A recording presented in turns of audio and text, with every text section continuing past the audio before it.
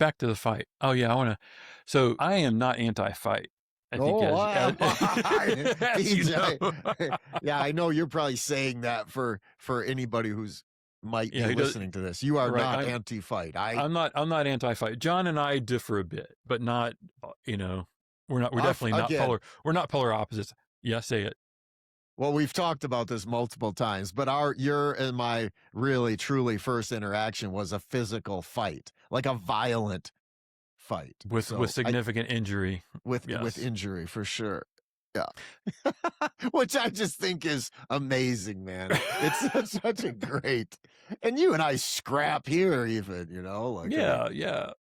But so there's a time I remember in Hawaii in Makakilo Drive, and this is about fight and override. Is that you and I were driving up Makakilo Drive back home because you were living with us at the time, and we're going up the hill in that little tiny Ford Escort that we had, zooming the up the hill. Cockroach Hotel. Yeah, the Cockroach Hotel.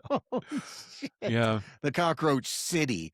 I mean, Oh my there was gosh, it was terrifying. thousands of them inside. When we lived in Hawaii, everybody had cockroaches in their cars, and before you got in a car, you would bump it or shake it a little bit, especially at night. So the cockroaches would have a chance to hide before you looked in the car because you did not want to see them. You wouldn't be able to relax. It was so bad. The first night I was there, we went to see a movie. We went to see Dances with Wolves of all things in Honolulu. The first week we were there, I don't know if it was the first night. And I remember coming back to the car and looking in there. I don't know why. I was waiting for you guys. The car was locked, I think, and I just happened to look in the car. And there are all those shiny things in there. The whole thing was like writhing. I'm like, what the hell is that? I know. Oh, yeah, and it was pretty much, that's the way it was there. Probably worse than ours because we had a toddler and there was probably, enough food. Yeah, enough food in the car to.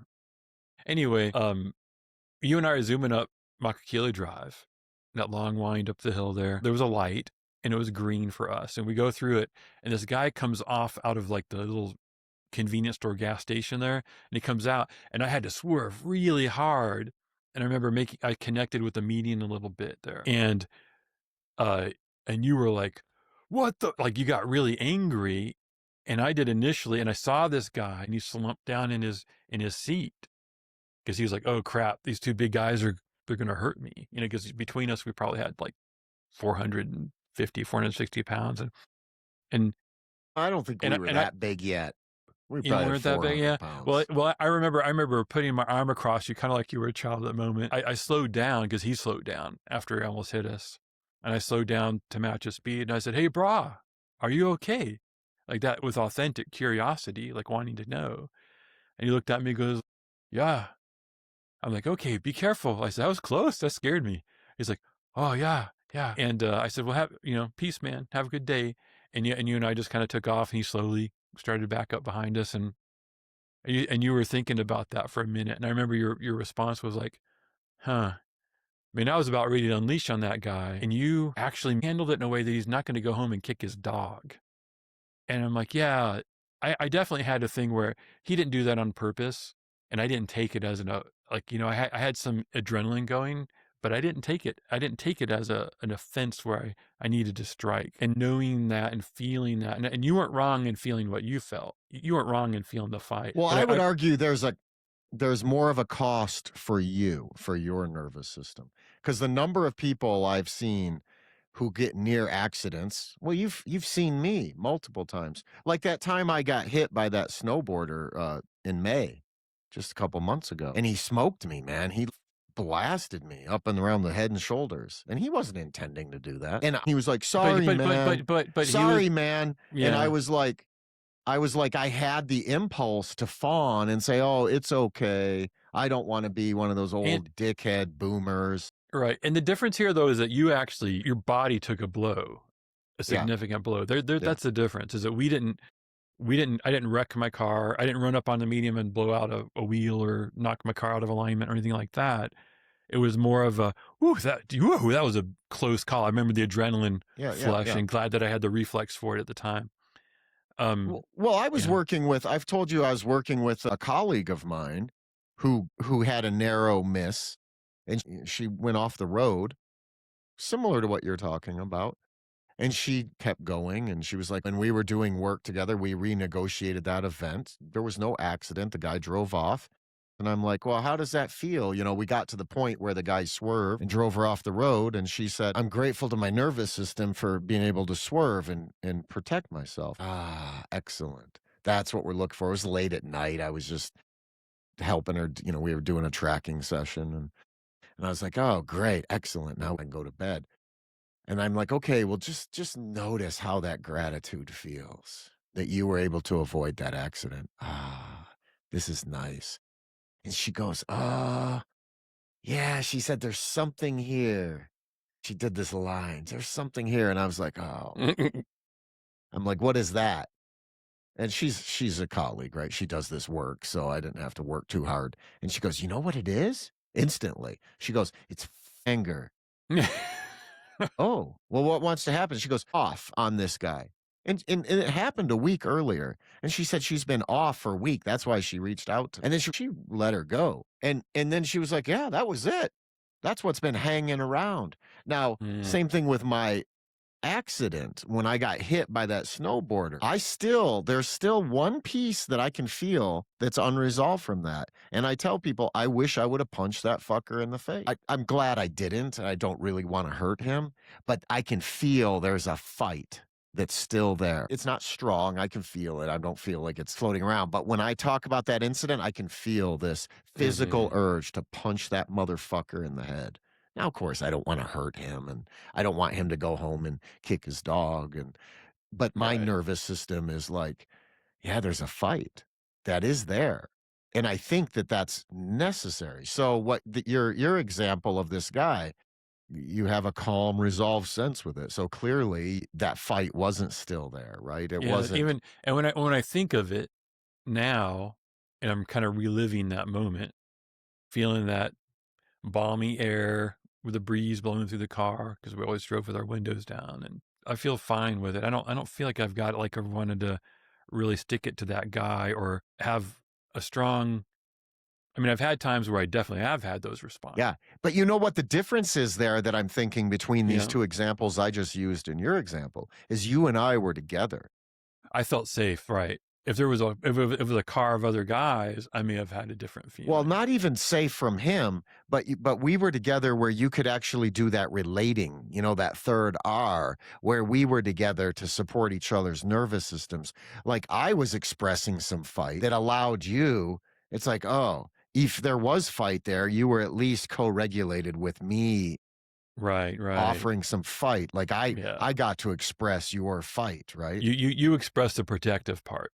Yeah. And Yeah. so you were like, oh, cool. Your nervous system was like, good. Like maybe. I think that No. I think there's something to that. I mean, you and I were already bonded, right? So it was like we got each other's we would back. have, if somebody was threatening either of us or our families. Yeah, we're in 100%.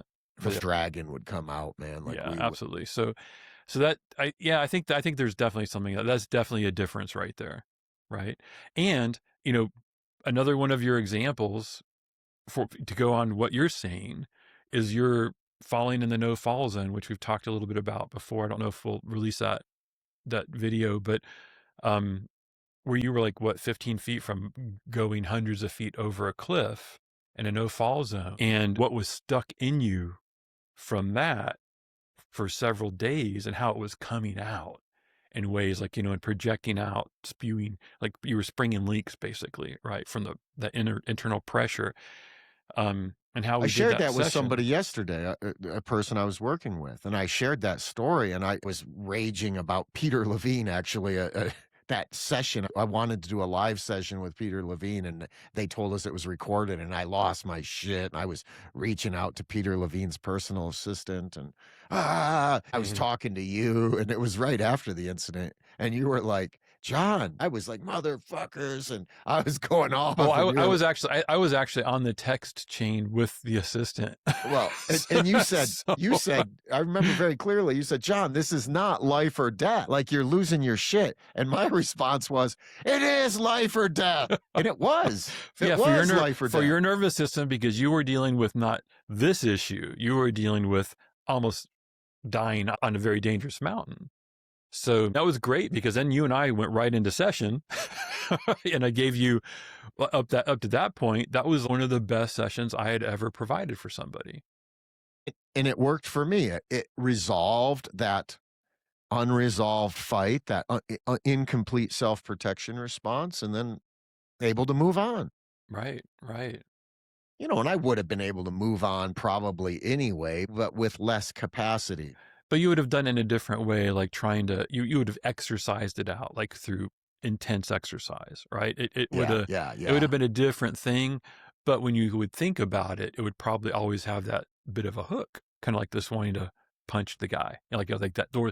Okay, it's not that you want to punch the guy, it's that you No. have the impulse to punch the guy. Yes, exactly. That's the difference for the listeners out there, is that, we can definitely engage in impulse override for appropriate reasons.